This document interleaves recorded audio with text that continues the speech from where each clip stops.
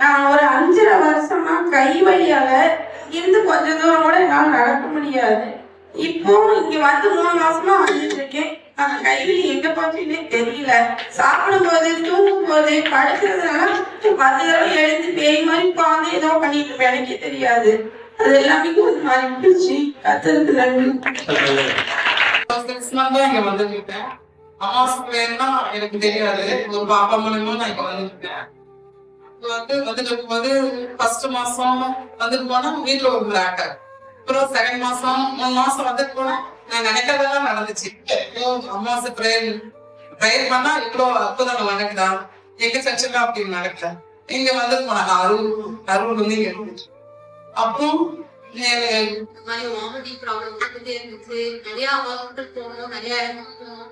எங்கேயுமே எனக்கு வந்து அந்த எதுக்கு எதனால அந்த ரீசன் எதுக்கு என்ன காரணத்தினால வாமிட் வந்துச்சுன்னே தெரியாம இருந்துச்சு.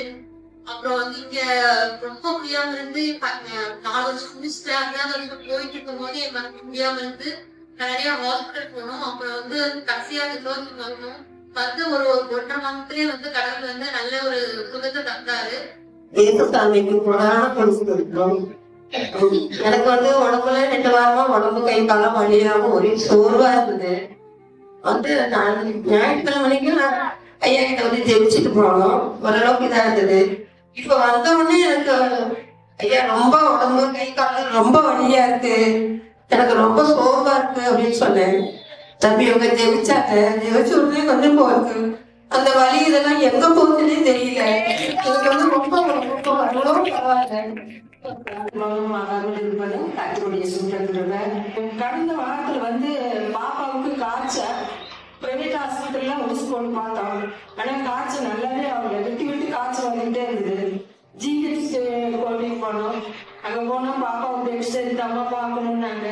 சரின்னு சொல்லி பெட்டு சேர்த்தோம். பெட்டு சேர்த்து ஊசி போட்டாங்க, குளுக்கோஸ் எல்லாம் இறக்குறாங்க. 4 நாளா அது காய்ச்சல் குறையவே இல்லை. அப்புறம் மறுபடியும் பக்கத்துல இருக்கிறவங்க என்னன்னாங்க, நீங்க வேற எங்கேயாவது போய் சீட்டு கட்டுங்க, இல்லைன்னா கோயிலுக்கு போங்க, பாடம் போடுங்கன்னு சொன்னாங்க.